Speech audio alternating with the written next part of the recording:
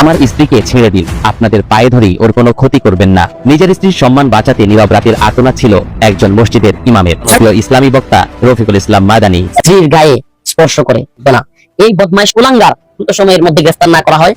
আসসালামু আলাইকুম দর্শক শ্রোতা, বাংলাদেশে বর্তমান যে পর্যাপ্ত পরিস্থিতি চলছে তা নিয়ে আপনাদের সামনে আছে কিছু গুরুত্বপূর্ণ ভিডিও ফুটেজ নিয়ে হাজির হলাম। দর্শক শ্রোতা, আজকের ভিডিও খুবই ইম্পর্টেন্ট হবে, তাই ভিডিওটি কেউ না টেনে শেষ পর্যন্ত দৌড় সহকারে দেখে যাবেন, তাহলে কিন্তু মূলত ভিডিওর আসল রহস্যগুলো বুঝতে পারবেন এবং জানতে পারবেন। তো চলেন আপনাদেরকে এক এক করে সবগুলো ভিডিও বিস্তারিত দেখাই। আমার স্বামীর সামনে থাকা অবস্থায় এভাবে যে আমাকে নির্যাতন করছে, এই জন্য আমি সরকারের কাছে সুষ্ঠু বিচার চাই। আমার স্ত্রীকে ছেড়ে দিন, আপনাদের পায়ে ধরি ওর কোনো ক্ষতি করবেন না।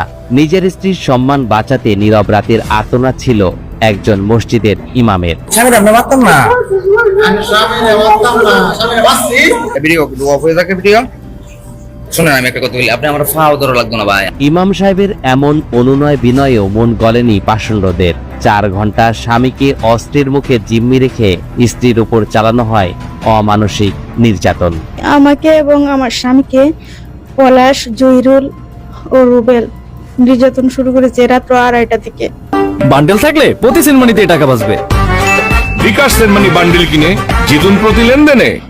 সকাল 6টা পর্যন্ত টানা সারা রাত্র এইভাবে আমাদেরকে নির্যাতন করেছে এবং হাতে একটা লম্বা কি নিয়ে আইছে, এটা সাদা জিগজি করতেছে, চুরির মতো মনে হয়।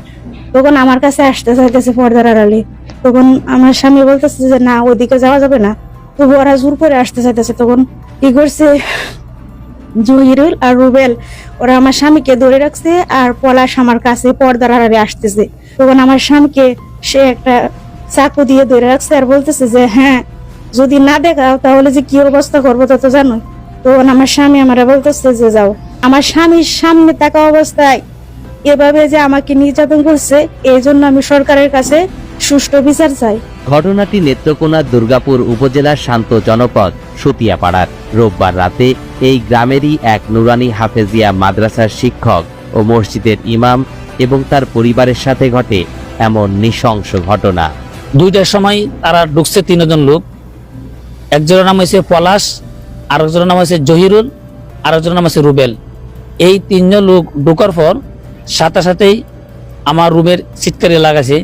লাগানোর পর এই মোবাইলগুলো, আমার হাতে যে মোবাইল ছিল এই মোবাইলগুলো তারা আটকাইছে, যেভাবে আমি খাওয়ার সাথে যোগাযোগ না করতে পারি।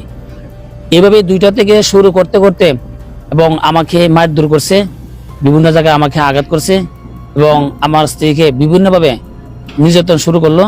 তখন অবশেষে তাকে আমি পাওয়া ধরে বলি, ভাই আপনি আমার এই ক্ষতিটা করেন না।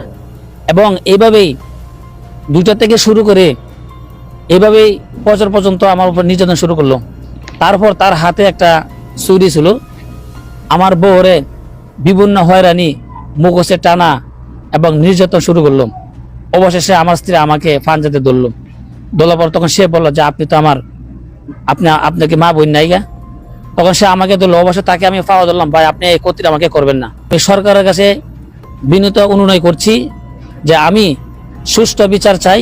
যিনি প্রতিদিন শিশুদের কোরআন শিখান, মানুষকে সত্য ও ন্যায়ের পথ দেখান, সেই মানুষকেই শিকার হতে হলো এক ভয়াবহ নির্যাতনের। তাই এলাকাবাসীর কণ্ঠে ক্ষোভ ও বিচারের দাবি। নির্যাতন শিকার হয়েছে, এটা তাই আমরা বিচার চাই। কথা তো সত্য, সকলেই এই কথা বলবে, বিচার চাই। ন্যাক্কারজনক ঘটনা আমি কোনো সময় দেখি নাই কোনো জায়গা হইতে।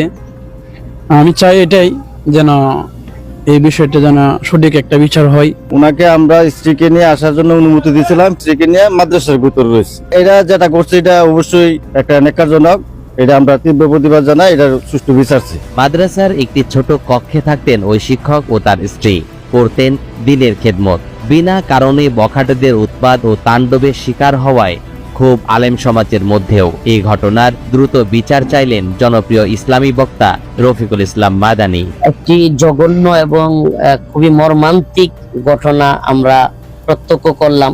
গভীর রাত্রে পলাশ, বিশেষ করে যার নাম না বললেই না, জহিরুল, রুবেল, 3 জন ব্যক্তি, আমরা পরবর্তীতে জানতে পারি এরা মাদকাসক্ত।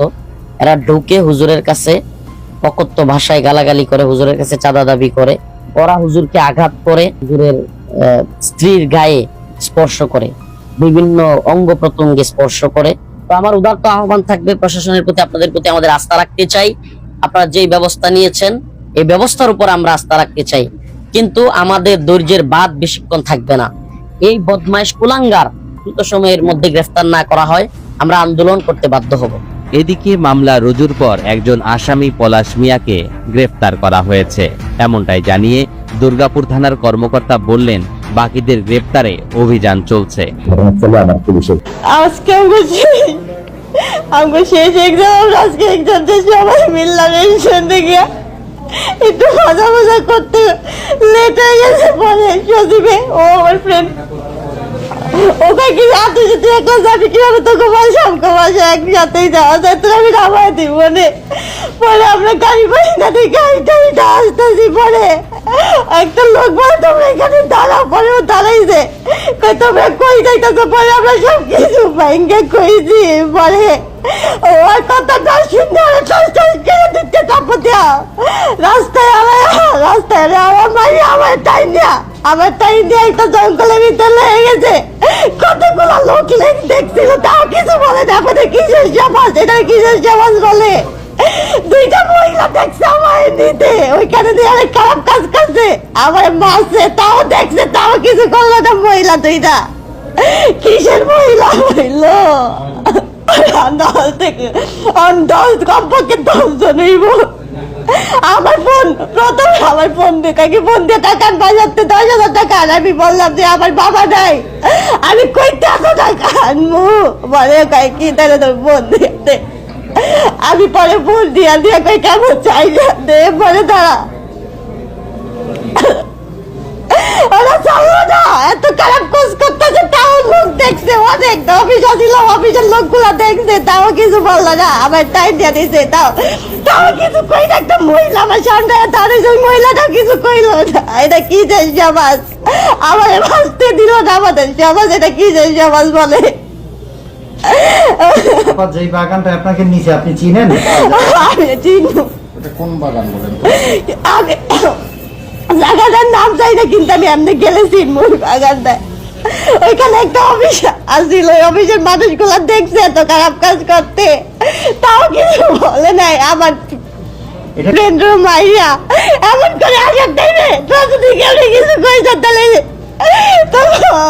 তখন এই ছুরি দিয়ে মারিয়ে আমার টাইম নিয়ে আসার টাইম, টাইম নিয়ে আমার চেষ্টা নিয়ে আসছে। দেখছে মানুষ, তারপর কেন্দ্র আমার কাছে না আসতে পারলো, আমার কেন্দ্র সাহায্য না করতে পারলো, আমাদের বাঁচতে দিল না। আমাদের এটা কিসের সমাজ? এখানে কিসের সমাজ বলে? যেখানে একটা মেয়ে দর্শন হচ্ছে, তারপরেও তার কোনো প্রতিবাদ করে না, উল্টা মেয়ে দাঁড়া দাঁড়া দেখতেছে, আমার বাঁচতে দিল না। আমি কারো চিনি না, দেখলে চিনবো সবারে। আপনার সাথে খারাপ আচরণ কতজনে করছে? প্রিয় দর্শক শ্রোতা, আপনারা তো শুরু থেকে শেষ পর্যন্ত সব ভিডিও দেখছেন, অবশ্যই আপনাদের মতামত কমেন্ট বক্সে জানাতে ভুলবেন না। আর নতুন নতুন আপডেট ভিডিও পেতে অবশ্যই আমাদের চ্যানেল এখনো সাবস্ক্রাইব করে দিন। তো আপনাদের সাথে আবারও দেখা হচ্ছে পরবর্তী এক ভিডিওতে।